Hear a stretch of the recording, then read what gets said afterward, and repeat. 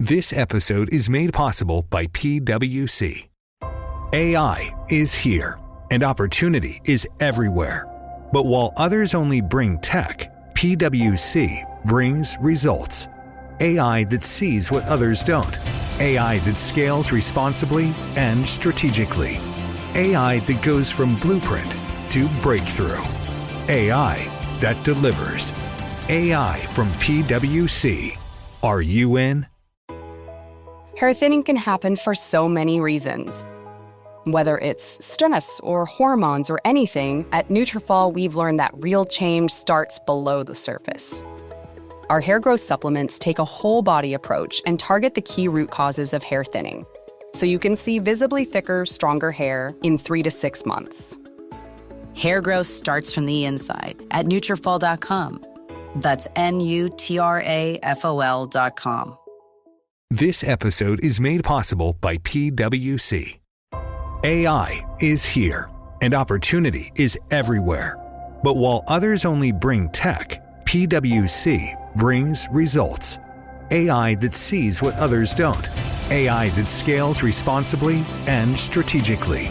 AI that goes from blueprint to breakthrough. AI that delivers. AI from PwC. Are you in?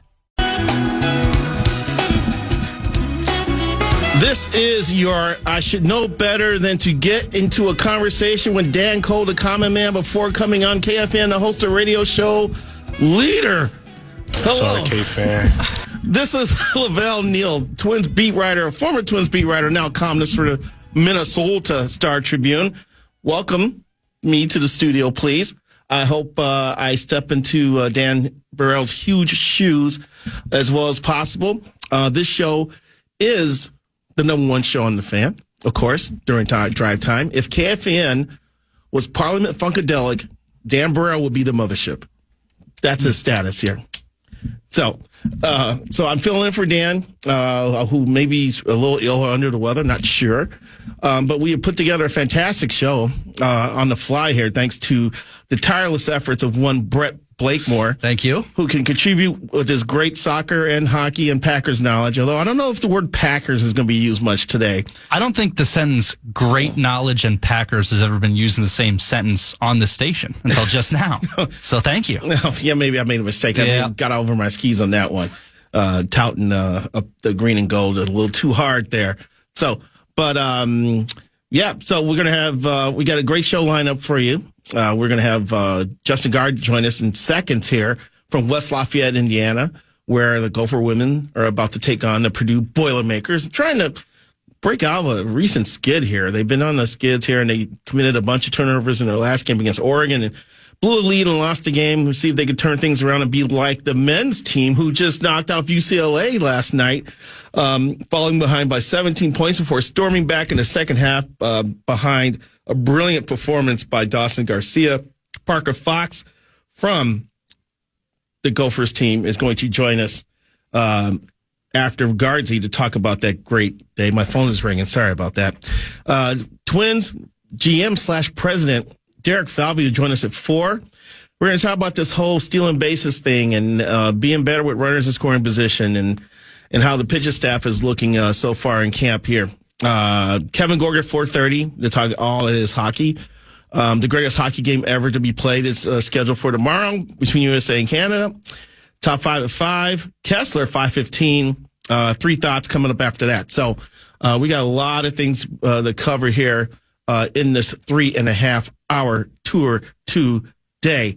Yes, while I was trying to get organized here, Dan Cole started talking about the Twins, complaining about lack of stolen bases, and let's steal more bases, and how come players don't take batting practice on the field. I'm trying to explain to him the game has changed.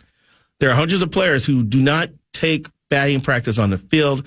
They stay inside, hit off a tee, hit the flip throws. I had Brian Dozier tell me that, doing the flip throws before games is more important to him than on the field. He felt that on-field batting practice is eyewash. Other people had different views on it. Covered a guy named Joe Mauer, who liked being on the field for BP. His first round of batting practice, all line drives to left. Second round, all line drives to center. Third round, all line drives to right. And then he just becomes, a painter. The field's his canvas. The ball's his paint. The bat's his brush. And then he just goes left, center, right, left, center, right. It was something to behold. So everybody gets something different out of BP before games. But, we got into a little bit of a heated discussion over that. I'm sure I just gave Common his monologue for tomorrow's show. So he's welcome for the assist.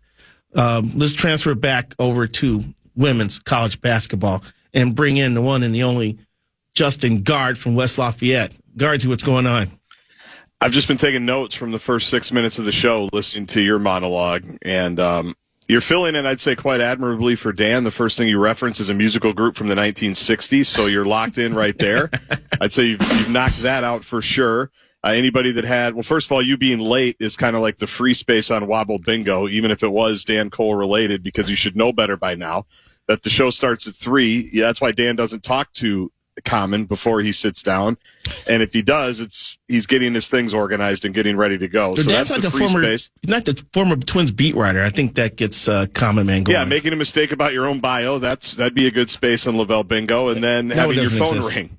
Having your phone ring in the first segment. Oh, did you hear that? Another good spot. Did you hear it? I heard you talk about it. Yeah. Lavelle, I've just been sitting here since 2:55. I listened to the entire thing, so I'm just taking notes, man. I'm just taking notes. But thank you for filling in. This was, kind of a weird situation with me being here and Dan obviously being sick. I guess Brett can tell us he was sick a little bit yesterday, too, and was battling. So we just appreciate you filling in, man, and the guest lineup is awesome. So thank you for filling in. Hey, my pleasure, man.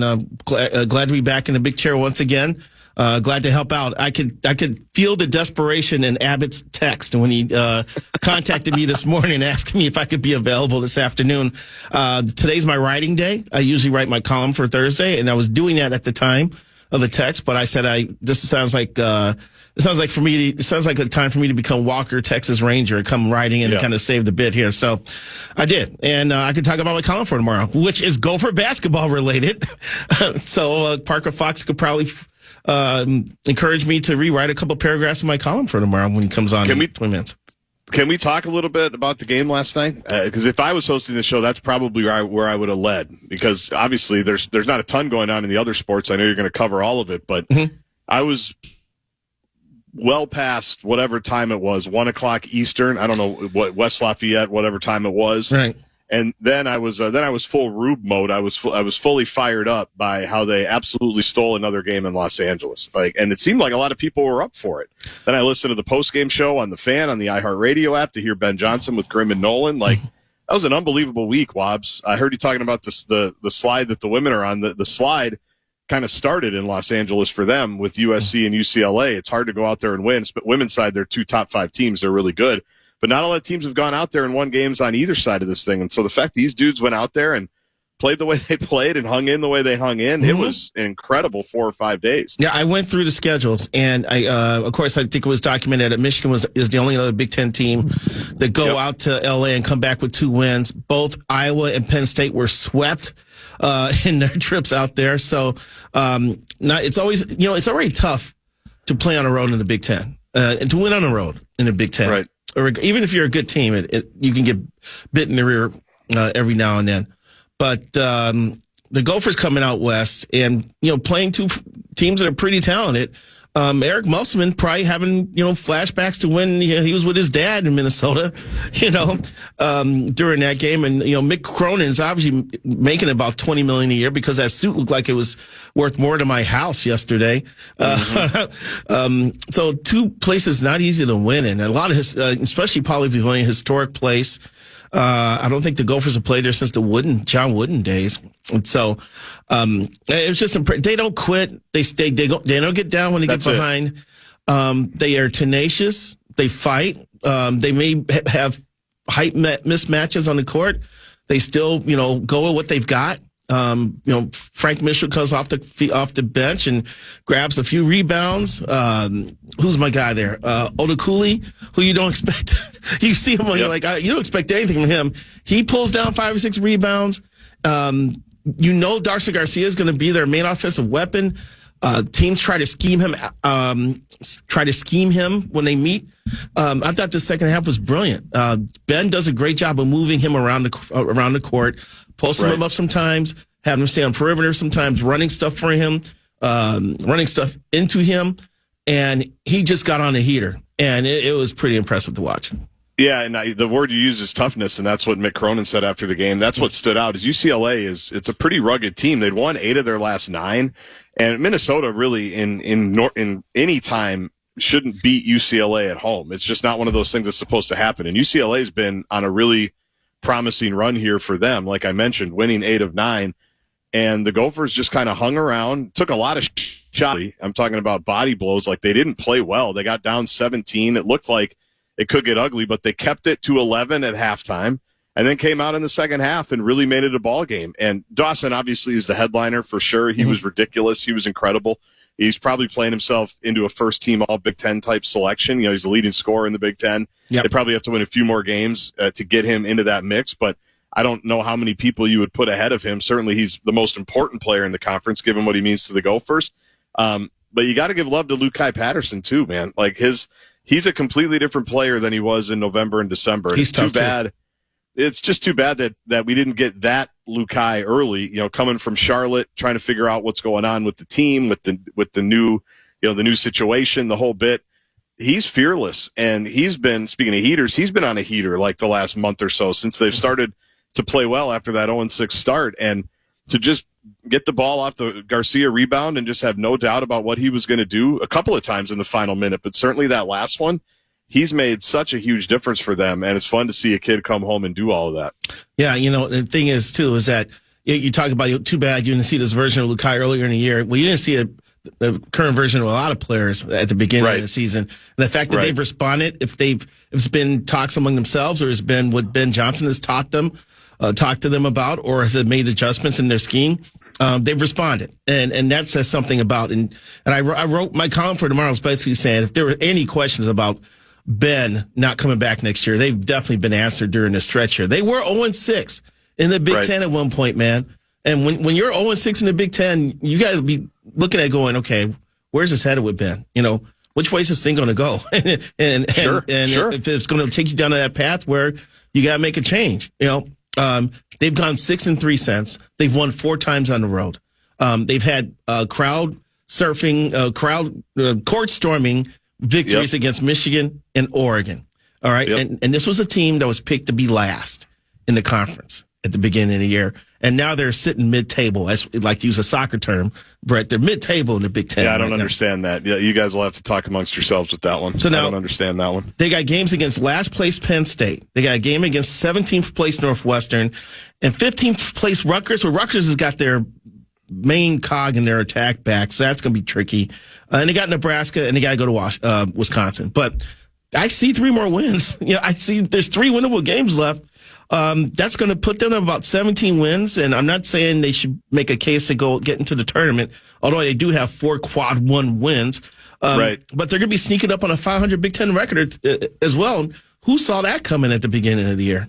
Well, and that's where their non-conference is going to kill them like it did last year. And I'm glad you're writing that, Lavelle, because I've been saying this for a couple of weeks. Like, it drives me crazy, and I know I get criticized for it, and I'm probably too much of a rube for Gopher basketball, but it's like you looked at the team that he put together last year. He didn't lose the team last year that he had because they didn't think he was a good coach. He lost the team he had last year because of money. Like, straight up. He lost 2 starters because they got more money from somebody else. Like, that.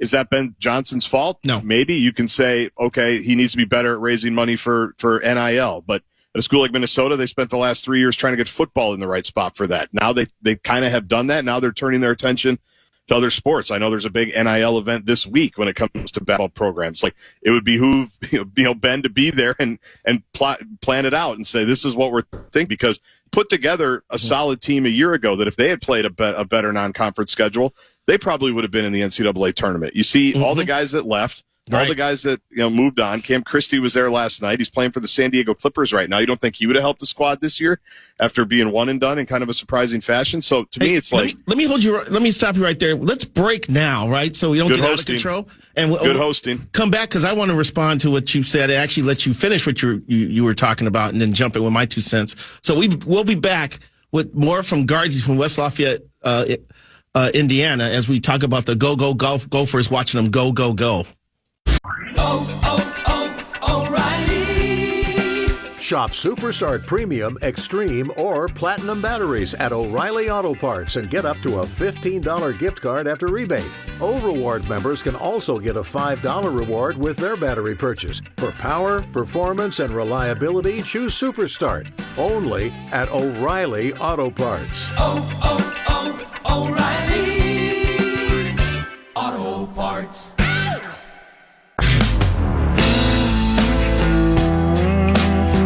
Hey, the fan wants to give you a shot to put $1,000 in your hand at the National Cash Contest. Head to KFAN.com and the keyword money. The keyword is money. KFAN.com, keyword money. Say you were split in fragments. We're back on the fan. Gophers victory line here with Justin Gard from West Lafayette. Gaardsy, you were talking about the NIL bit and the guys they lost, Farrell Payne and Elijah Hawkins, and even Joshua Ullers-Joseph, who was coming off the bench for the Gophers, left because of NIL to go to Cal, where he's coming off the bench for the Bears. So, I mean, you raised some good points about guys leaving, and plus the other dilemma and Ben's not the only coach that goes through this, is that you get a certain amount of NIL money that you can distribute. You got to determine, do I use this to bring in top freshman players? Do I use this to retain the players I have? And they've got to balance it out. And that is such a tricky thing to do, isn't it?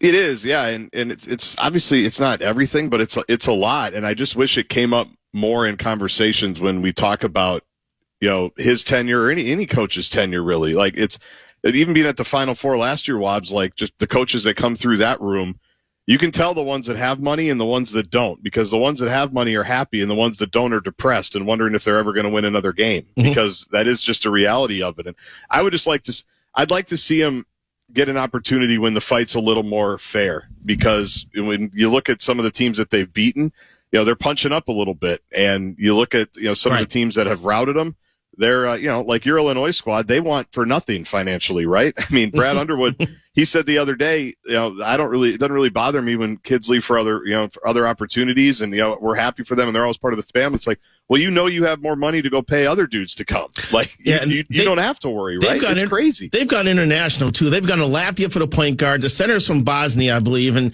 Will Riley's from Canada. They've spread their wings all over the world now. It's a global squad.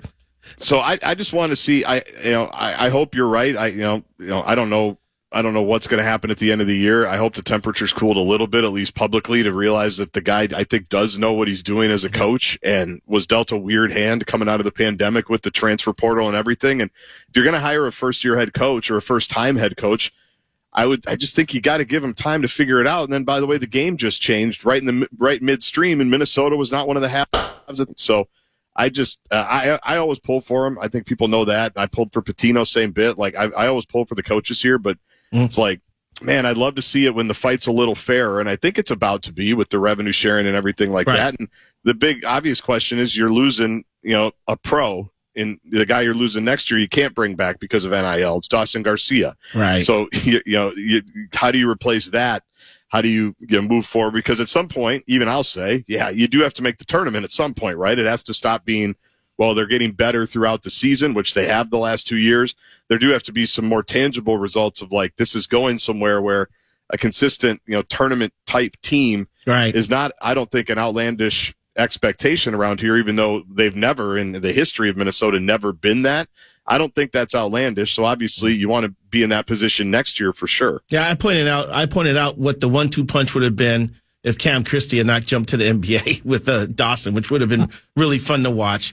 And I also point out that no one's going to get behind a perennial 15-win program. So this year has definitely been successful. They should win 2 or 3 more games. So it's not like they're going to face palm. And let's see how it ends up for sure. But you're right. Ben came up with a plan.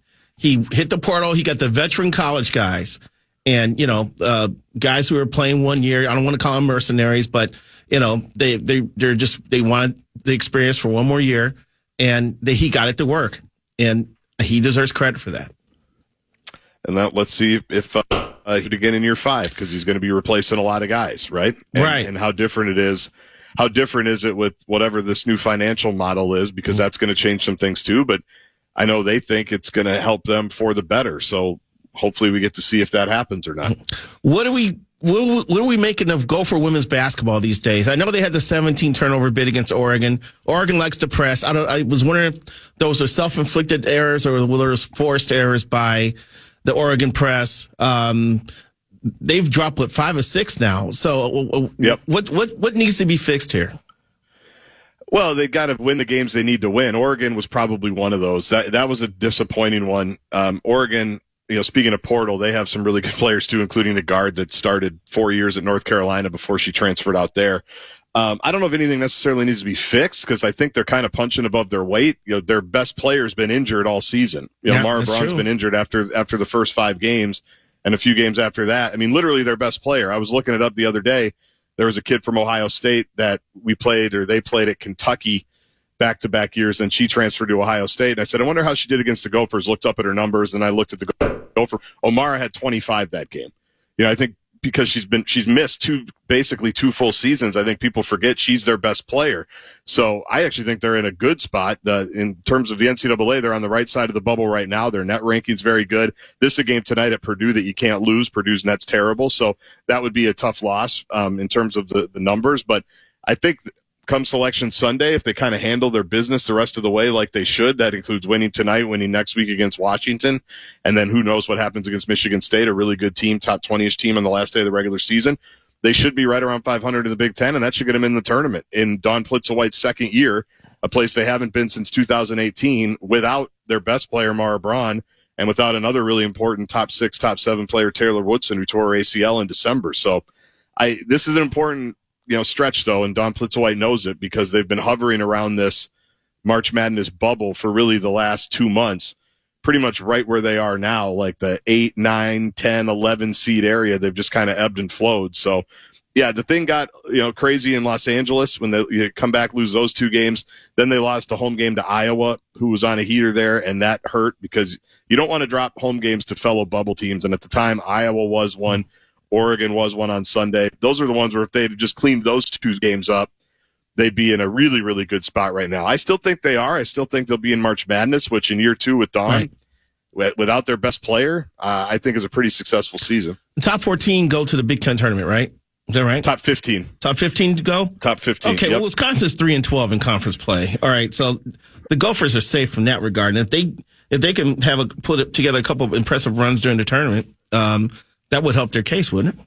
Yeah, it would. And when they lost to the night they lost to Ohio State in overtime, who's the top 10-ish team, they clinched that night because of some other things that happened going to the Big Ten tournament. So that's safe. Now it's just a matter of where they're going to play. Are they going to play on the first day in the 10 through 15 matchups where at least 2 of the teams in that first day are going to be NCAA tournament teams? It might be 3, which is crazy to think about. That 12 to 13 of the 15 teams that are in Indianapolis are probably NCAA tournament teams. So you're going to be playing first-round Big Ten tournament games that don't seem like they're ever all that important. Well, half of the teams playing that day might be March Madness teams, which kind of speaks to the depth of the women's basketball side for this league. But yeah, I mean, USC and UCLA have come in and been rock stars. They've combined to go 25-2 in the conference. And, of course, they're talking about 2 of the top teams in the nation. Ohio State's been really good the last few years. My Illini is 4th. Shauna Green's done a good job there. She has. No, she has. And they have about 6 players right now, Wobbs, because of injuries and some other things. And they're just continuing to figure out different ways. And that's the Gopher 3 of the season. At this point right now, they beat them at home back in January. That was a really nice win for Minnesota and one that continues to get better for them and keeps them on the right side of the bubble. But no, they're good. They're good. They're experienced. She brought a bunch of players with them from Dayton, and she knows what she's doing. All right, what's the let me check here, see what the spread is for tonight's game. Is there a spread? You got a spread? Is there a spread? I'm sure there is one somewhere, but I don't follow such things. I don't see. You got a break for Parker Fox. You want to stay on schedule. You only needed me for the first half hour. You've gotten it. Yeah, but Parker's not here yet, so I can. He's coming in studio. Yeah. So I can wiggle a couple minutes here and there. So well, don't make me late for the bus. I can't be wobble bingo for the bus to the arena. What time is the bus? It's coming up. Oh, good Lord. I got to get my stuff packed up. We better let you go then. We'll figure out what the spread is later. Justin, thanks a lot for your time from West Lafayette. Good luck with the broadcast tonight. Hopefully you'll be able to call the Gopher victory and kind of build some momentum into the conference tournament and the NCAA tournament. Thank you for filling in today, Wobbs. We appreciate you. Glad to help. Take care. See ya. That was Justin Gard from West Lafayette, Indiana, where Gopher women are about to play the Purdue Boilermakers tonight. I forgot to check and see if that game's on television. It does not look like it's being televised. That means Big Ten Plus or ESPN Plus, I would imagine. So when we come back, we will bring in Parker Fox, Mr. Energy, on the Gopher men's basketball team as they've returned from their triumphant victory over the hated UCLA Bruins at legendary Pauley Pavilion. And we'll talk more Gopher hoops after this on The Fan. If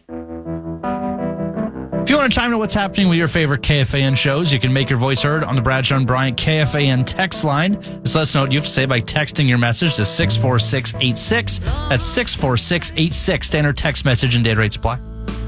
Drifting to a place where planets shift and the moons erased, its features left in the glass.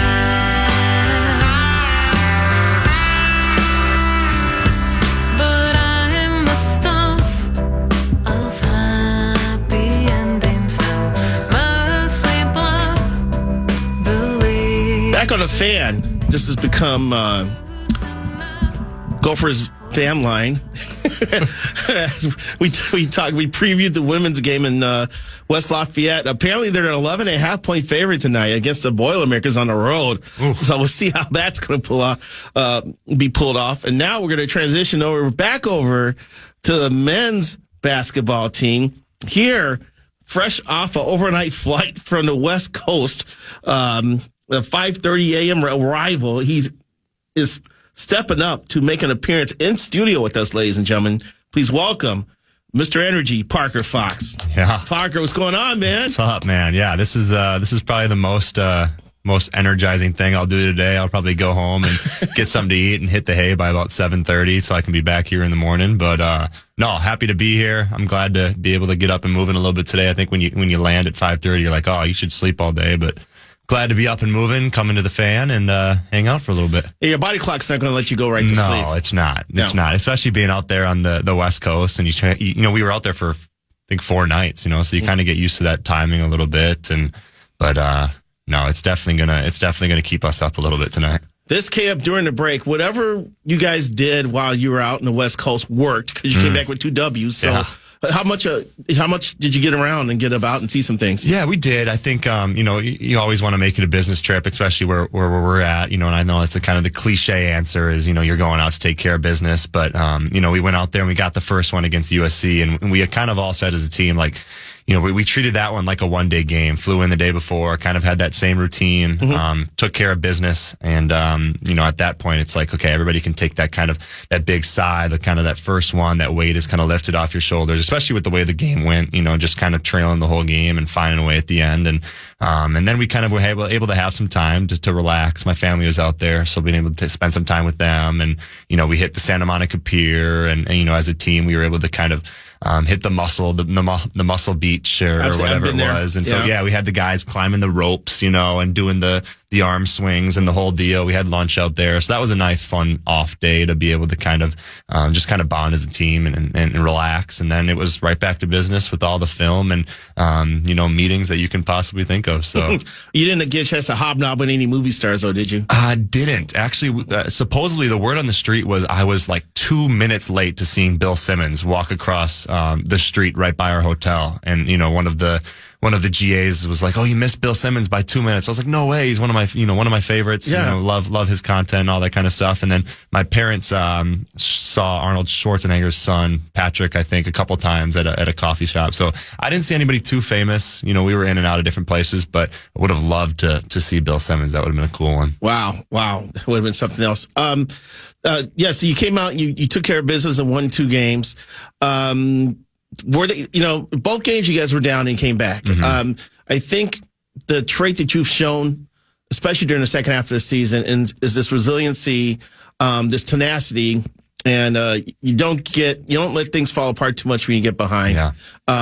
Was that something that served you well in both games, or were both games different in different ways? Yeah, I think they're obviously, they're one of a kind, they're unique, but I think it was kind of the same format in terms of we're coming into a place, a team we haven't played obviously in a long time, in either UCLA or USC, just with the Gopher basketball in general. So you're not really familiar with everything they do. I think both games, we had a great game plan, but at the same time, we didn't know exactly what they were going to do. USC's a funky team. Eric Musselman does a lot of interesting things defensively. When you have a guy like Dawson Garcia, you know that you're going to see double teams with him. That's one thing. It's one thing that's guaranteed, but in terms of other defensive stuff, you don't know what's going to happen. You don't know if they're going to hedge ball screens, if they're going to drop, whatever kind of defense they're going to be in. So the first kind of, couple minutes is really feel out process. And especially with an older group too, I think, we're so good at being able to kind of realize what's going on and trying to figure out what the defense is doing. And, obviously we need the coaching staff there to help us as well, but we have guards that are, been in college for enough time that kind of figure out what's working and what's not working. And then, you regroup at halftime and you figure out what you got to do to go out there and win. So obviously, both games were kind of similar in that way, where it was almost a feel out process for a little bit. And then, the second half comes and you kind of got to dive in and figure out how to win the game. And coach always preaches kind of that impacting winning and whatever it takes to do that. So obviously, similar results as in, close games down the stretch, but, just really proud of the way we kind of fought. And I think it goes to show you what senior led guard teams can do, this time of year. And I think you've seen it, in the past through March Madness. If you have a really strong senior led, team, especially in the guard positions, they can really bring you to some special places. So shout out to those guards on our team that were able to do that. Obviously, Lukai Patterson makes some big plays down the stretch with some finishes, and had an awesome game against USC. Kind of followed it up with a great game against UCLA, but. A guy like Femi Odakale doesn't go unnoticed. Just little stuff he did, and Mike Mitchell stepping up, making shots, and obviously you can talk about Dawson Garcia all day long, but just really proud of the way we fought, and being able to go out there to LA. Like, nobody believed that we were going to go out there and get 2 wins. Like, nobody thought that was going to happen. So it's hard to do. Only Michigan has done that this year. Yeah. So what stood out to me about the USC game was that Dawson scored 7 points. Yeah. And the two guys, I was watching the game. Lukai played like a beast in that game, and I thought Frank Mitchell came off the bench and got you some points and some rebounds. But I think he was getting energized with every basket he was able to score. He was fighting, battling, getting shots up, rebounding his own shot, putting it back in. I mean, it was like to see those two guys kind of. Yeah, I mean, it's so fun to see Lukai kind of just, come into the player that he's been over these past couple weeks. I've been watching Lukai for a long time. He's my brother's grade, so I remember, watching Lukai in 4th, 5th grade traveling. Really? And just, he's always a really good player. And then just to kind of hear that he was coming here this year and, coming off of a great year at Charlotte and, kind of playing that mid-major basketball for a little while and kind of having his opportunity to come play this, Power 5, Big Ten is, great. And obviously it's taken some, adjustments and everything, but he's really, really found, who he is as a player within our offense, especially over the past couple weeks. And I think that goes to show for our whole team. We've kind of figured out what our offense wants to be. And we don't want to be playing in the 90s, obviously. We want to, shut things down defensively and run our offense through and make teams guard. But Lukai's kind of been the catalyst of that. And then, you talk about a guy like Frank who's, been through it all this year with injuries and illness and this and that. But he's just a guy that kind of provides that spark off the bench and that energy. He's just got a great knack for offensive rebounding. He's all over the place on the offensive boards, and he's obviously a huge body. So, he's able to fill up space and just to be able to see him have some confidence and see that confidence grow from USC to UCLA. And hopefully it continues to grow on to the next one this weekend. Yeah, but you and Frank both are shooting over 60% from the field. And, you look at that going, well, they should shoot the ball more, but I think it's more of a testament to you guys just playing within the flow of the offense, right? Yeah, 100% it is. Yeah. And I think you're right. If we wanted to shoot the ball more, we could, but at the same time, you want to get the offense the best shot it can possibly get. And when you have a guy like Dawson Garcia playing along you probably want to get the ball in his hands a little bit as well. So, a lot of the stuff me and Frank talk about it all the time.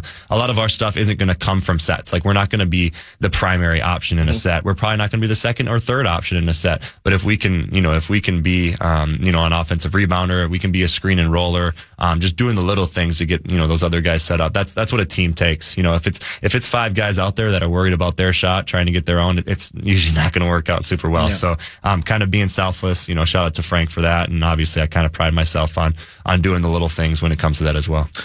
We're talking with Parker Fox. I call him Mr. Energy for the Gopher men's basketball team. I hope he appreciates that. I appreciate it. I do. Yesterday's game.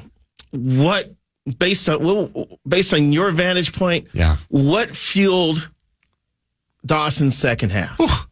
I don't know, but whatever fueled it, we need to holster that thing and bring it back every time we can, because he was phenomenal. I think we were talking about in the training room this morning. I think he outscored UCLA's team in the second half with 27 points. I don't know if that's 100% true, but it's got to be close. But no, just he obviously only had 7 in the USC game, and they were doing some defensive stuff against him. But Dawson's not a guy that's gonna be pissed off about it or angry. Like, right. He's happy with the team win. That's just the kind of guy he is. But, we were talking about it, in the pregame of UCLA, like Dawson's going to have a game, and that a team's going to load up. I think Mick Cronin was, talking in the postgame about, knowing that Dawson's, when he drives right, he's going to spin back to his left hand, and they miss some assignments. And if you miss an assignment against a guy like that, he's going to make you pay. But when he gets in that mode, I always say he's seeing red.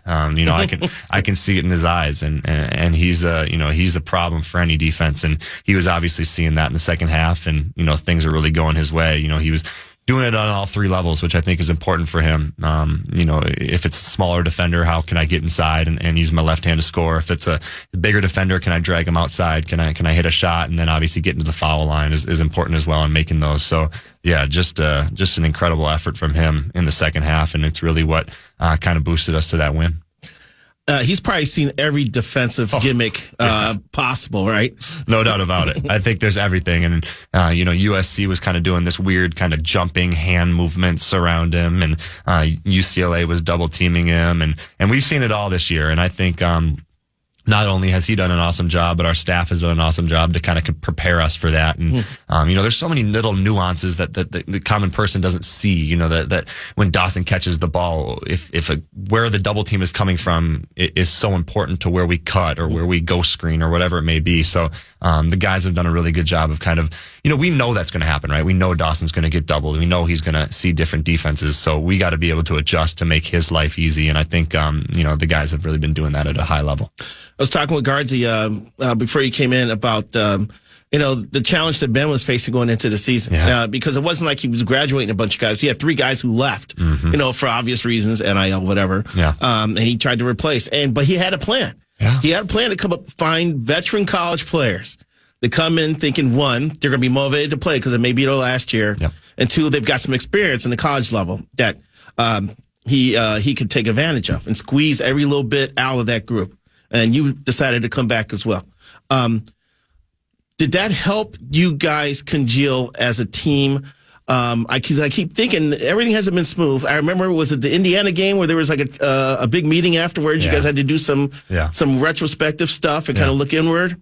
At what points did the fact you guys were veteran college guys kind of helped you get through some things? I think we knew it from the jump. I think we knew, coming into the summer, what kind of team we were. I don't know if we're the oldest team in college basketball or what it may be, but we're definitely up there. My 26-year-old self doesn't help that, but no, I think we knew coming in that we were a group, and we preached it from the summer. Is this is a lot of our last go around, so we really want to make it count. And obviously it didn't happen overnight. It didn't, the switch didn't flip, right away. And we lose, a game to North Texas. We lose 2 in the ESPN event to Wichita and Wake Forest, and things didn't look the brightest. It was an overtime loss there. Was it Wichita State? Yeah, overtime? Wichita State. Yeah, Wichita State. Brendan Rigsby had a shot, an awesome looking shot on the wing, and just kind of hit the rim a couple times and didn't fall. So it's like, a couple just don't go your way, and then you get blitzed by Indiana, you get blitzed by Wisconsin, both on the road, and it's like you need to do a little soul searching. But I think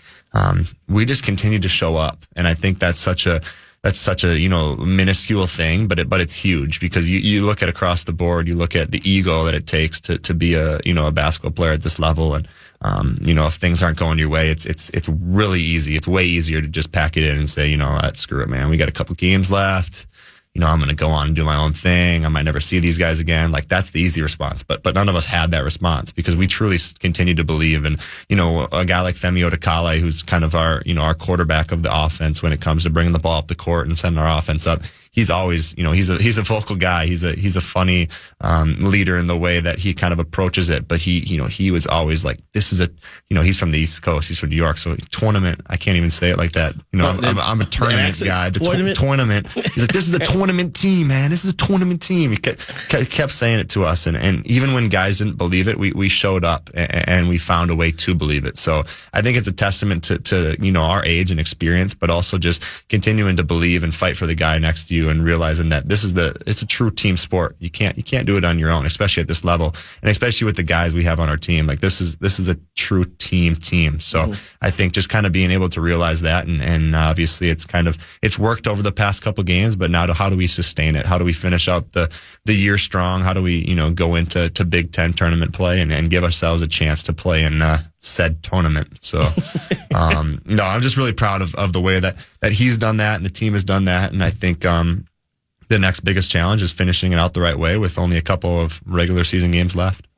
Femi's your second leading rebounder? Does that sound right? Yeah. I mean, he's getting most of that at 6'6" frame. Yeah. And his arms are just like, he has these extendo arms. Like, I was actually talking about on the bus last night where we call it a hibbert when a guy drives in and you just wall up and you just put your hand straight in the air. And I don't think I've ever seen guards finish on Femi's hibberts because his arms are so long that we're not even teaching a block. We're just teaching him make the finish hard. But Femi does it so well that he almost gets a block every single time. So, and he's the type of guy too where, he's just able to rebound down on the defensive end. He's usually guarding the other team's best player, who's either taking said shot or, not really crashing, getting back. So Femi's the guy that's really rebounding down and then has just a knack for where the ball is, on the offensive glass as well. So was everybody knocked out of sleep on the flight back, or there's some guys you just kind of go to sleep after a game like that? Yeah, I think some guys were staying up. They had some adrenaline hit. I'm a movie guy on the plane, so I tried to watch a little bit of a movie, but then my eyes were getting a little drowsy, so I ended up sleeping a little bit. But no, it's a tough one. The luxury is we're in a normal Boeing 737, so we have the whole row to ourselves. Each guy gets a row, so we're tall guys. The legs are kind of in the aisle a little bit, but I think guys got some decent sleep. I saw some tired faces this morning in the facility, but hopefully guys get some sleep and some rest tonight, and we're able to get ready to go for Saturday at 1 p.m. Yeah. Who you got? I forgot to look. I think we got Penn State this Saturday. Oh yeah, that's right. You guys were picked to finish last in the Big Ten during the preseason poll. Yeah. This is your opportunity now to tell all the pollsters to go, jump off take a short walk off of a long walk up a short bridge. Oh man, no, I think we almost expected to see that, in the summer. It's like you're not surprised when that comes out, given we had a whole new team and everything, but none of us expected that to be the result. And like we mentioned earlier, it took some time, and it didn't happen overnight. But at the same time, it's really coming to fruition here about the team that we can be. But Coach preached it last night in the locker room. He's like, celebrate this one. You deserve it, but also, now the really mature team that we're said to be goes and takes care of business at home against, teams that are, at the bottom of the Big Ten right now. There's no surprising, no surprises of where a team is. You can look on a schedule and see it, but now it's about how do you take care of that said game. For 2 in a row, we have, Penn State and Northwestern, 2 games back to back at home. You got to be able to take care of those. And it's not easy. No game in the Big Ten is easy, as you know. Every game's a fight, every game's a battle. It takes everything you got. So it's going to be that way against these 2 teams. But as a mature team, as a team that prides itself on that maturity and age, we have to find a way to do that for the next 2. Finishing up here with Parker Fox of the Gophers after a successful 2-game road trip to UCLA and USC, where few teams have been able to go in there with get 2 wins out of there. Yeah. Michigan did, and I know it's both Iowa and Penn State went out there and lost both games, so that's a tough trip. Your head coach Ben Johnson bugs me. You know why? Lack of emotion. I watched both the court storming games at the barn, and I'm like, okay, everybody should be fired up here. Dawson with the fantastic logo jumper. Yeah. Hold the jumper. And Ben is just like, whatever. Does he ever show any emotion when he's not on the court? He's a funny guy, man. Well, you kind of have to do that as a head coach, don't you? Right? You gotta keep the mild tone, the mild manner. Go shake the other team's hand. But then I'll tell you what, when he gets in that locker room and the water balls are spraying, he pulled out some dance moves last night that I had never seen before. Really? I don't know what he was doing. We'll probably just save that one for that's locker room talk. If only the walls could talk. But no, he's a funny guy in that way where he's just able to kind of control his emotions. But then he loves this team. He loves the guys that we have, and he hits that locker room. And last night we kind of did one of those like fake, everybody's calm, we're sitting there, like he walked in, was clapping, and nobody was showing emotion, and then Femi was the first one to spray him with the water bottle, and we doused him with water bottle, and he even said that, I don't know if he's washed his pants. He said something about how he's not going to wash his pants if we're winning, and they're all wet and trip to LA, so who knows what's going on, but he's got our back, and I think that's the biggest thing for us, is that he trusts and believes in us, and I think last night was a testimony to that. We saw something was working, and we talked about it in a timeout, and Ben, he agreed with it. We run a couple different styles of offense, and one was really working and one wasn't, and Femi and a couple guys were able to tell him, hey, this is what's working, and we went with it and we trusted it, and he set us up in the right positions to make it work. So we all trust what his plan is for us, and hopefully, like I said, we can continue to do that over the next couple. Outstanding stuff, Parker. Thanks a lot for coming in. This was more than what I expected today. This is great, Lavelle. And you're back here with the Power Trip Morning Show tomorrow? Yeah, we'll be back on tomorrow morning at 8, and then I think me and Nordal are going to spearhead the first segment of 9 to noon as well. So it's going to be an early morning for the 26th birthday. Oh, man. Is that tomorrow? Tomorrow. Congratulations, man. There we go. Another trip around the sun. Another trip around the sun. Now 26 means off the parents' health insurance, so got to start doing some research. No! But your automobile insurance goes down. That's true. That's true. There you go. There's always a silver lining, right, Lavelle? That's right. Well, I'm sure you and Taylor have big plans for tonight then, if it's your birthday. Probably a Papa Murphy's pizza and some TV. And then Four Nations championship tomorrow. I told her, I said, we're not going out to dinner tomorrow because I got to watch USA versus Canada, and I'm sure she wants to watch it as well. So. Yeah, the hockey game of all time. Oh, it'll be fun. It'll be a blast. I'm excited for it. Thanks a lot, Parker. Yeah, ladies and gentlemen, Lavelle. it's Parker Fox from the victorious Minnesota Golden Gophers basketball team. When we come back, we're going to shift gears to spring training baseball. And Twins, soon-to-be former GM, soon-to-be future president Derek Falvey is going to join us here on The Fan.